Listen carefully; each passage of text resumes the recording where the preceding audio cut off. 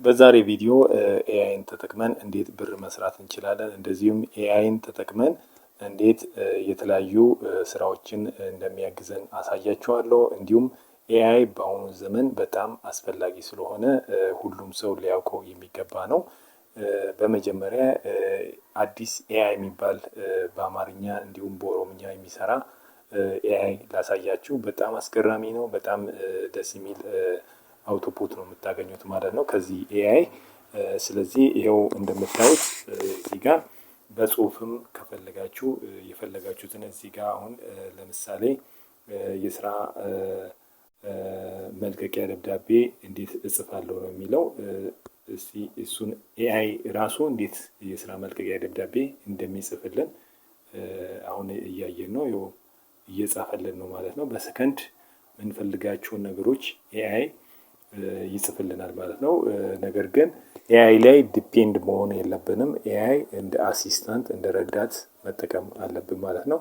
ይኸው እንደምታዩት በሰከንድ ውስጥ ይህንን ሁሉ የስራ መልቀቂያ ደብዳቤ እንዴት መጻፍ እንደምንችል እንዲሁም የፈለጋችሁትን እንዲጽፍላችሁ ከፈለጋችሁ እችኛዋን የማይክ በተኗን ትነኩና ማማከርም ከሆነ የምትፈልጉትን አይነት ጥያቄዎች ኤአይን እየጠየቃችሁ ስለ ቢዝነስም ስለ ትምህርትም ስለ ተለያዩ ነገሮች ከኤአይ እንዲያማክራችሁ ማድረግ ትችላላችሁ። ስለ ቢዝነሳችሁ፣ ስለ ትምህርት፣ ስለ ጤና የፈለጋችሁትን ነገር ማማከር እና ማወቅ ትችላላችሁ ማለት ነው። ኤአይ በጣም በአሁኑ ሰዓት ኤአይን ማወቅ ስራን ያቀላጥፋል ማለት ነው። ስለዚህ ይህንን አሁን በቀላሉ ነው ጉግል ላይ ገብተን ከምናነብ ኤአይን በቀላሉ ብንጠይቅ በሰከንድ ውስጥ ነው። አሁን ይኸው እንደምታዩት የደብዳቤ አጻጻፍ የጻፈልኝ ማለት ነው። የስራ መልቀቂያ ደብዳቤ ለመጻፍ የሚያስፈልጉ ቁልፍ ነገሮች ብሎ የሚከተሉት ናቸው። የደብዳቤ ርዕስ፣ የተቀባይ፣ ላኪ፣ ቀን። እነዚህ ደብዳቤን ለመጻፍ የሚያስፈልጉ ነገሮች ናቸው። ኤአይ አንድ በአንድ አስቀምጦልናል ማለት ነው። ለምሳሌ እዚች ጋር የማይክ በተኑን ነክቼ ስለ ኢትዮጵያ ውስጥ ቢዝነስ እንዴት መጀመር ይቻላል ብዬ ልጠይቀውና ምላሹን ታያላችሁ ማለት ነው። እስቲ ማይኩ ኢትዮጵያ ውስጥ ቢዝነስ ለመጀመር ፈልጌ ነበር፣ እስቲ ሀሳብ ስጠኝ። እስቲ እየጻፈ ከሆነ እንየው።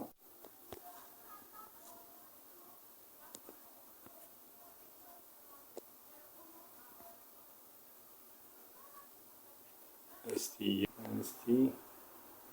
ይሄው እዚህ ጋር አሁን ጽፎልኛል። እስቲ ወደ ኋላ ተመልሰን የቢዝነስ ሀሳብ ምርጫ ይላል። ቢዝነስ አይዲያ ብሎ ጽፎልኛል። የገበያ ፍላጎት፣ የውድድር ትንተና፣ የቢዝነስ እቅድ ቢዝነስ ፕላን ማለት ነው፣ የቢዝነስ መግለጫ፣ የገበያ ትንተና፣ የአመራር የስራ ክፍል፣ የገንዘብ እቅድ።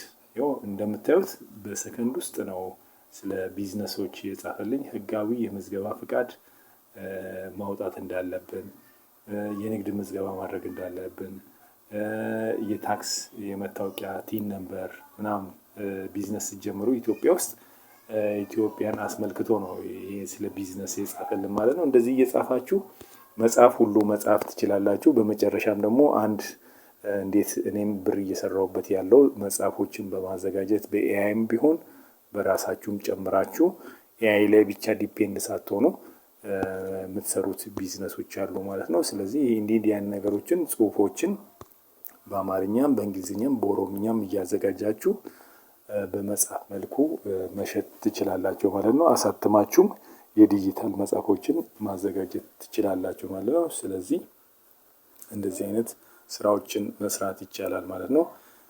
ስለዚህ አሁን ማሳያችሁ ዌብሳይት የቡና ይባላል። የቡና ላይ የተለያዩ ዲጂታል መጽሐፎችን እየጻፋችሁ የምትሸጡበት ነው።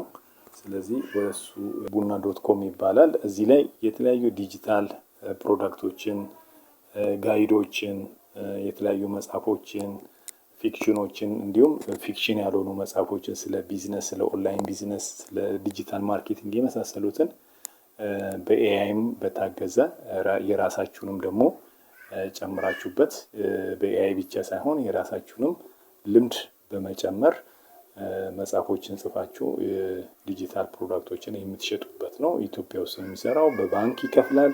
ስለዚህ እኔም ወደ 7 አይነት መጽሐፎች አሉኝ እዚህ ላይ ማየት ከፈለጋችሁ ሊንካቸውን የቴሌግራም ቻናል ላይ ታገኙታላችሁ። ሊንኩን ዲስክሪፕሽን ላይ ያስቀምጠላችኋለሁ ማለት ነው።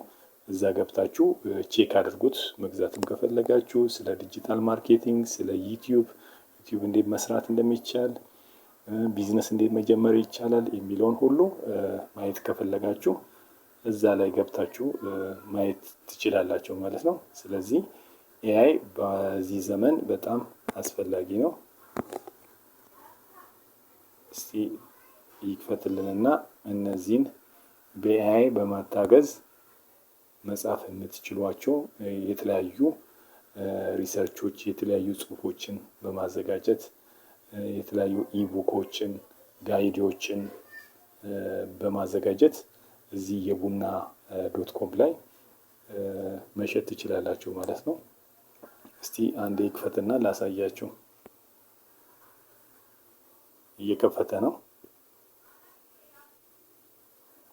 ያው እንደምታዩት ከፍቶልናል። እዚህ ጋር 3 ነጠብጣቡን እንነካና ሾፕ የሚለውን እንነካለን። ከዛ በኋላ ሊስቲንግ የሚለውን እንነካለን። ያው እንደምታዩት እኔ የጻፍኳቸው ያዘጋጀኋቸው በኤአይም ከኤአይ ውጪ የራሴንም ልምድ በማጋራት አሁን እዚህ ጋር ስለ ዩቲዩብ አውቶሜሽን ነው የተጻፈ ነው። 499 ብር በኢትዮጵያ ይሸጣል ማለት ነው። እንደዚህ እያዘጋጃችሁ እንዲሁም ማሰራት ትፈልጋለሁ የምትሉም ቴሌግራም ላይ አናግሩኝና ሁልጊዜ መሸጥ ትችላላችሁ ማለት ነው። በጣም አዋጭ ነው። ስለዚህ ሌሎቹንም ላሳያቸው። አሁን ስለ ዩቲዩብ ነው። ይሄ ዩቲዩብ ማስተርስ ኮርስ ይላል። አሁን 499 ብር ነው። ሽጫለሁ። ይኸውላችሁ እንደምታዩት እዚህ ጋር እስቲ ወደ ኋላ ልመለስና ሌሎች መጽሐፎችንም ላሳያችሁ። እዚህ ጋር እንመጣና ስለ ዲጂታል ማርኬቲንግ ወደ 7 እና እዚህ ላይ አፕሎድ ያልሆነውትም እንደምታዩት 475 ብር፣ 474 ብር 2 ጊዜ ይሄንን መጽሐፍ ሽጬዋለሁ ማለት ነው። ስለዚህ እናንተም እንደዚህ እያደረጋችሁ በኤአይም ከኤአይም የራሳችሁን ልምድ በመጨመር እንደዚህ አይነት መጽሐፎችን እየጻፋችሁ መሸጥ ትችላላችሁ ማለት ነው። ይሄ ጠቃሚ መረጃ ይሆናል ብዬ ገምታለሁ። ላይክ እና ሰብስክራይብ አድርጉ። አመሰግናለሁ።